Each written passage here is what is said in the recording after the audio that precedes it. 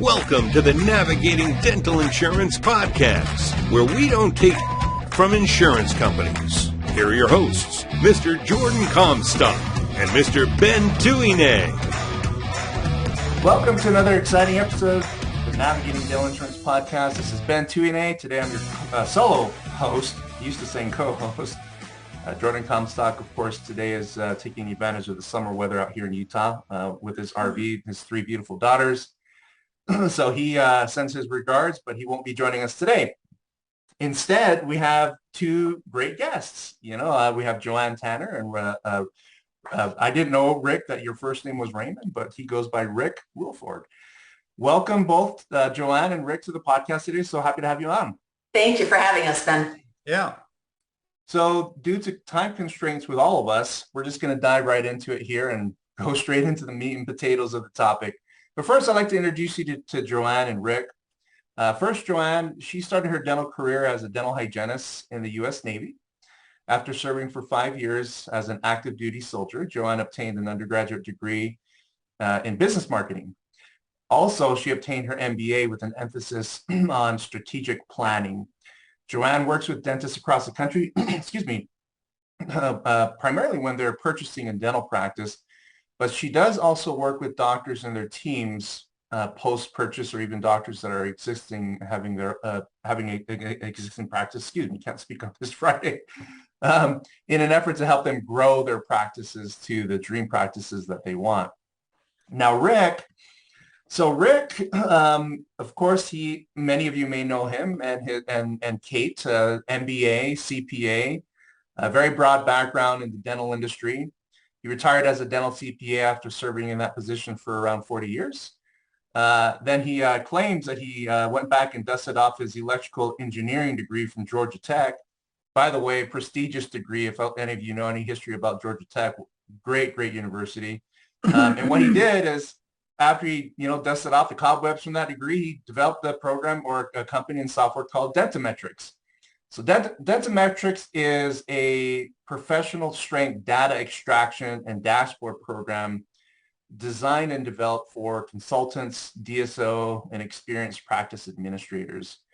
So, when you look at Rick's background, the combination of his deep dental business experience and his knowledge of cutting edge technologies, combined with his understanding of practice management side of things in dentistry, that gives him a unique perspective to enhance revenues and basically plug those profit leaks that dental practices experience on a regular basis.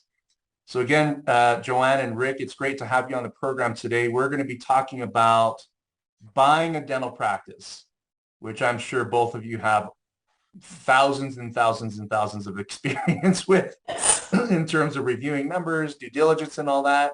Interestingly, I tried to sell my house here in Utah in an effort to move out to Atlanta with my family.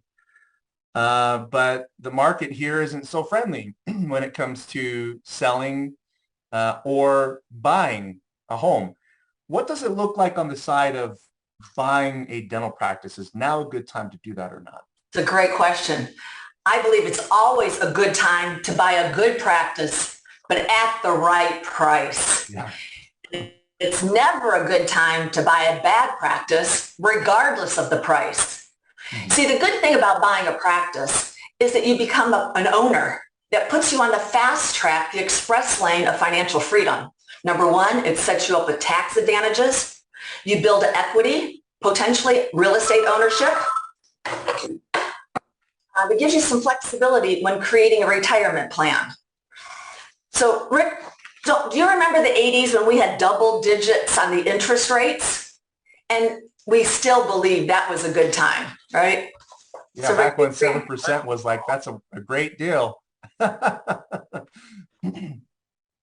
For you associates out there that got a nice job, you thought, with one of the DSOs or anybody, remember JOB stands for just over broke.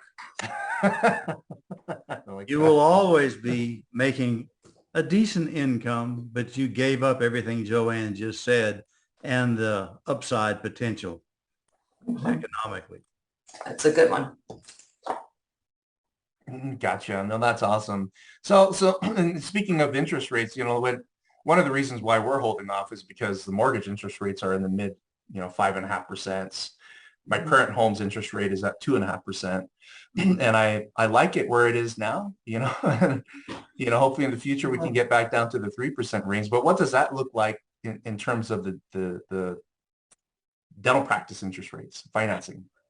Well, as far as the financing, I think the bankers might be the best one to do that. But we want to look at what am I going to make after making those payments? Does it financially make sense? For years, we've known to call a CPA to ask them about the cash flow. We, of course, the dentist knows to use an attorney to look at the legal due diligence. Right. However, the practice management due diligence is critical. How is the seller getting to the numbers? We need to do a deeper dive and study the procedures that maybe the buyer can add because the seller's referring them out. Do they have the same skill set? Is the practice diagnosis philosophy congruent with what the buyer believes in? So we actually look at x-rays with the dentist. We look at the treatment plans. We look at certain codes that maybe the seller is missing out on. So not only what are you getting, we help them to say, what can you do to make it better? Right. To grow the practice a little bit more. So along those lines of due diligence. Or what are they not getting? Yeah. In other words, people like Joanne that does the clinical/operational analysis looks to see, oh, by the way, are they forgiving co-payments? Right. Are they in Delta Premier that you can't take over? Are you over-treating patients in a way that a buyer would not do? So we want to look at, quote, the quality of earnings. Can that be replicated as well as the procedures? If a third of your revenue comes from orthodontics and the buyer doesn't happen to be an orthodontist, that's a problem. But that's where it's so vital. How did the revenues get generated, and will they continue, and can they maybe even be improved with help from folks like Joanne? Yeah, so along those lines, Rick, I'm thinking about the whole due diligence process from an accounting perspective, some of which both of you have mentioned. Where does DentaMetrix come to play during this phase of an engagement? Is part of the due diligence, numbers extraction, and all that fun stuff? Yeah, that's a great Joanne question because she insists on using that to give her a 3D cone beam level of depth of analysis that, frankly, a lot of the sellers don't even know. They're not lying to you. They just don't really know, and they're accidentally misrepresenting they have 5,000 patients. Well, we don't care about every patient in your system. We want to know active patients. You'd be surprised how many don't know that. But Right. Joanne, jump in there and tell the kinds of things you discover. Look, so for example, one time I remember the broker said that Delta Dental was 25% of the practice. I said, that's interesting. How did you come to that conclusion? They took the Delta 1099 and compared it to the revenue last year was $1 million. Well, the Delta 1099 was $249,000. However, that does not include the Delta patient's co-pays. Yeah. So that practice actually ended up being 55% Delta. Now, interesting, that wasn't a deal breaker, but we want to help the doctor understand what are we truly getting. Right. Yes. In addition, the CPA will look at the tax returns, which tells me the annual collections. However, we want to look at trends, especially since COVID. Was it an even $85,000 a month for the last 12 months, or were they doing $130,000 earlier? So we're able to get at least 24 months each month production, collections, and new patients because of DentaMetrix. So I always have a question about that in terms of the analytics, because in learning more about DentaMetrix, interestingly, it's extracting data from the practice management system that appears to be not very well organized in the practice management system for you to read, right? Is that a common mistake that you see? Like if I have EagleSoft as an example, and I'm trying to do my due diligence by looking at EagleSoft as a seller, right? Am I going to do a good job quickly. And I mean, what's a comparison difference between what practice management systems can offer versus the type of accurate information that you can get under a program like DentaMetrix? Well, DentaMetrix, let me jump in. As long as you're using your EagleSoft to file insurance claims, that means you're pretty much posting what you do. Mm-hmm. A lot of offices, that's as far as they get. We have some offices on computers that are still using manual scheduling systems. Right. But if you can post the data, we can then go in and don't expect you to use your practice management system very well. Mm-hmm. So especially in the area of treatment plan case acceptance, we use artificial intelligence to go in and create virtual treatment plans if we need to, and we'll track those whether you're tracking them or not.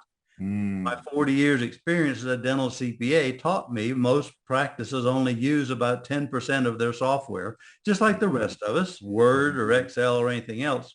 And so we don't throw up our hands and say, well, if you don't use your system perfectly, we can't help you.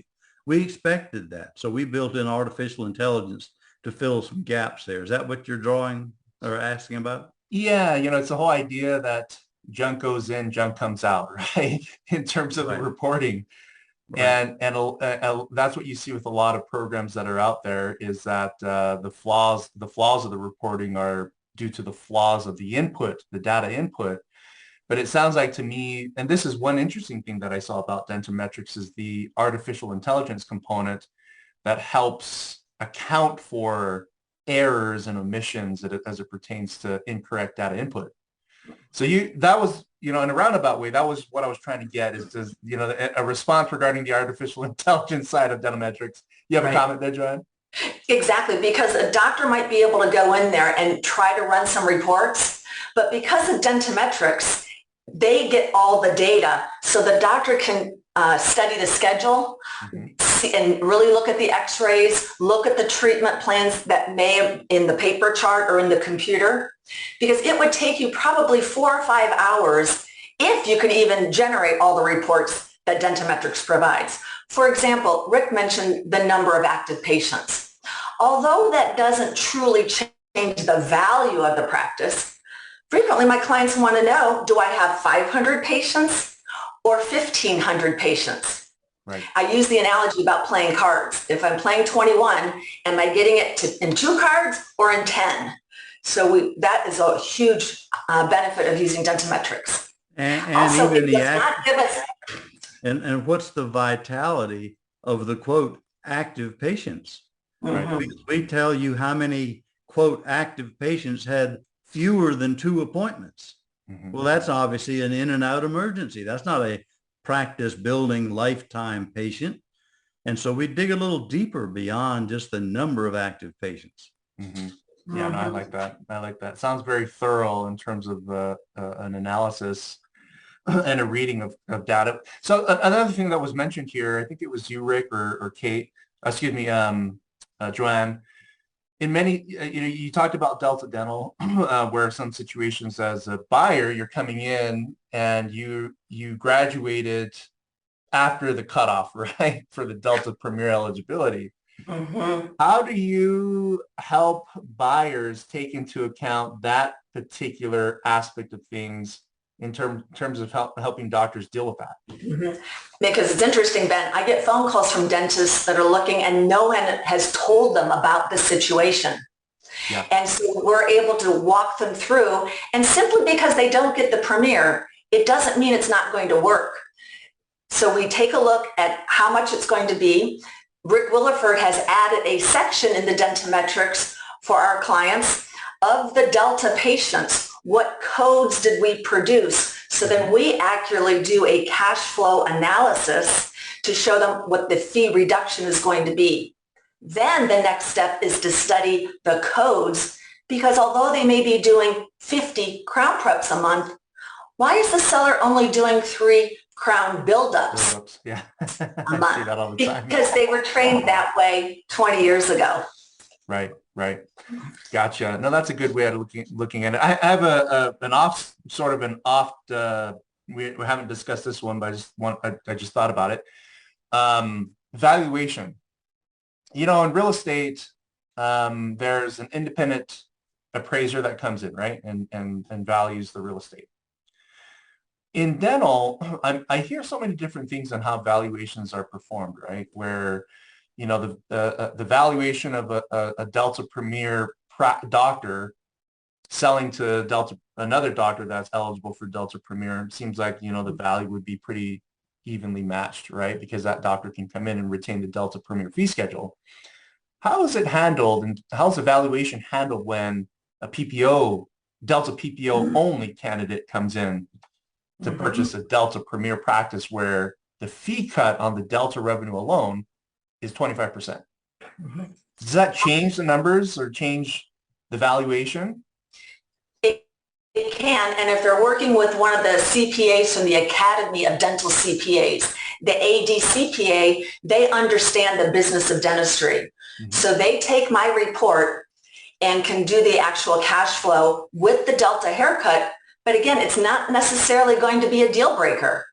Gotcha. The buyer may decide to take the practice out of network and honor the premier fees. Right.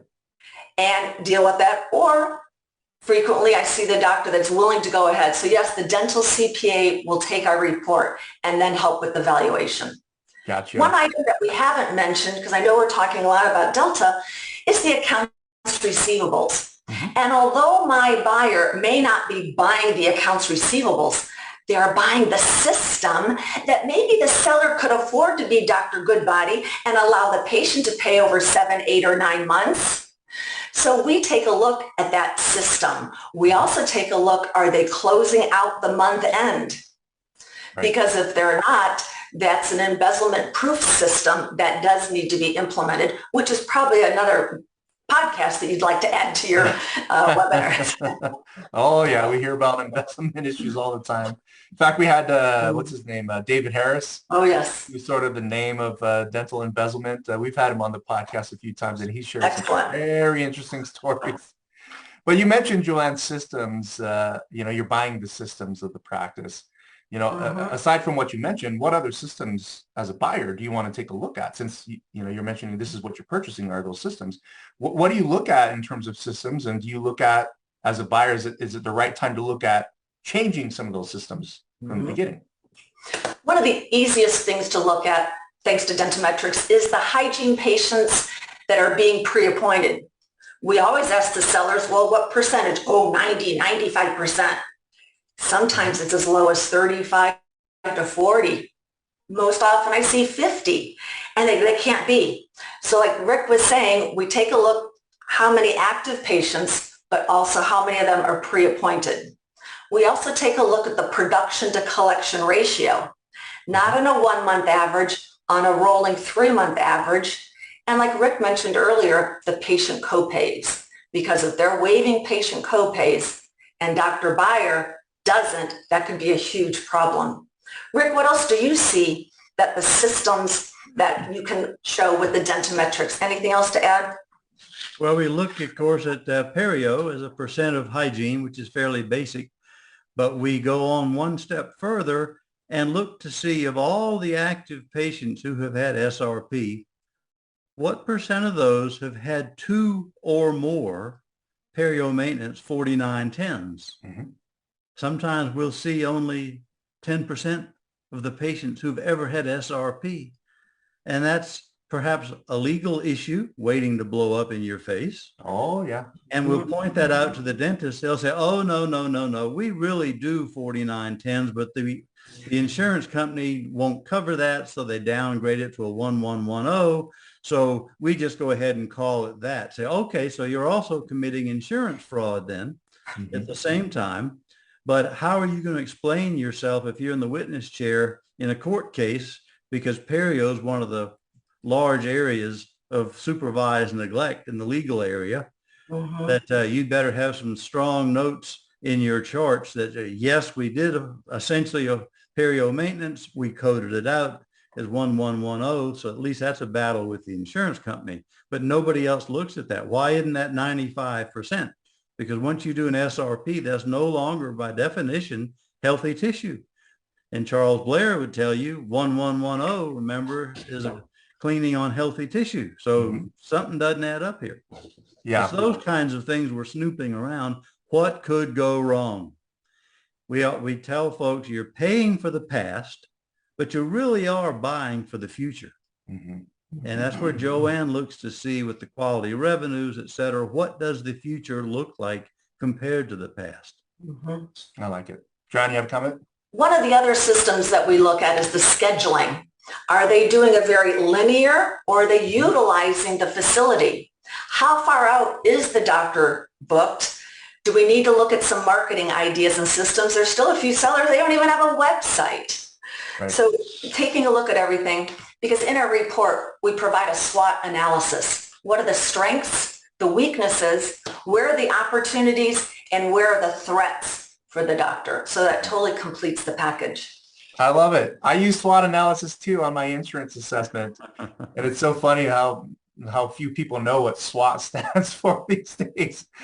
But no, I love what I'm hearing so far in terms of, approaching buying a practice from the perspective of getting the right analytics done, and analytics that have a type of artificial intelligence built in to accommodate or at least make up for some of the lack of input on the side of certain sellers or their teams.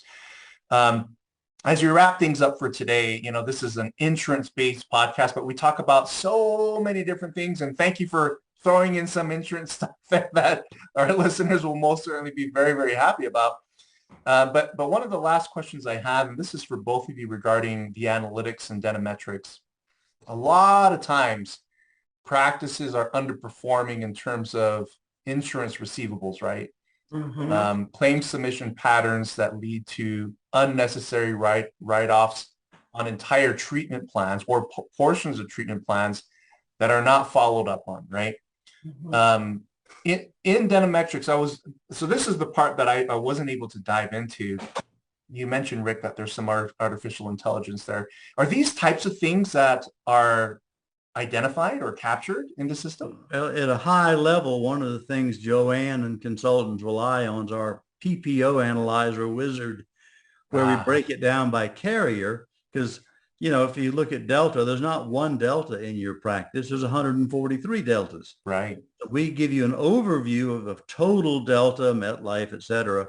What's the actual, write-off? And so we tell you how much you're leaving on the table there. It may be like 45% that the doctor never really realized, because they've long since forgotten what was UCR in the old days, standard fees, versus what they're getting now. And we rub their nose in that to say, you need to do some insurance improvement here with Ben and renegotiate some of this, or heaven forbid, get out of some of the plans altogether if feasible. I love it. I think that's wonderful. Go ahead, Joanne. Well, we want to make sure that they're posting the PPO fee in the ledger, still magically submitting the full UCR, which saves them so much time on making those unnecessary adjustments. Right. Many practices aren't utilizing that feature. And we do work with doctors after the acquisition. DentaMetrix is an amazing tool for existing practice owners. Rick, you wanted to mention about your profit leaks report? Yeah, Ben, I was going to offer to your listeners, the first 3 folks that check in with you and ask, we will do a complimentary profit leaks analysis. That includes the PPO wizard and things like that, to take a 3D cone beam snapshot of their practice. And for a practice doing, let's say, 1.2 to 1.5 million, it's not unusual for us to find maybe $800,000 of potential profit leaks. Wow. Very nice. Wow. Well, you heard it here. Well, let me just tell you, I'm posting the information for DentaMetrix in the show notes. The first 3, I can think of 20 of my clients that would want to take advantage of this. So click on the DentaMetrix website link on the bottom to request that. Mention that you heard us or heard either me or Navigating Dental Insurance podcast. So thank you, Rick, for that offer. That is very gracious and very generous. Any closing thoughts by both of you before we wrap things up? Thank you for having us. Yep. Again, You're buying the future, and the CPA's numbers and the attorney's paperwork does not address the future. Joanne's clinical operational analysis, getting behind the curtains, that really tells you the future. Yeah. So the planning of the future is really important. And I really appreciate both of you for what you shared with us today. And of course, Rick, for that offering for the analysis that we'll post details about that in the show notes for everybody. Of course, we will also post Joanne's email if anybody has any questions for her about anything that they heard on this podcast or are just interested in general about retaining her for practice due diligence, the coaching and preparation for that leads into buying a practice and doing it in a way that I like it. I like what's mentioned here on Rick's profile here, a professional strength prescription on practice analysis, the way it operates. Very good. So check out both of their contact information in the show notes. Again, Joanne, Rick, thank you so much. Really appreciate it. And to all of our listeners and friends, we wish you all a great weekend and a great wrap up to the summer for this year. Thank you, everybody, and have a nice weekend. Right. Thank you. Take care.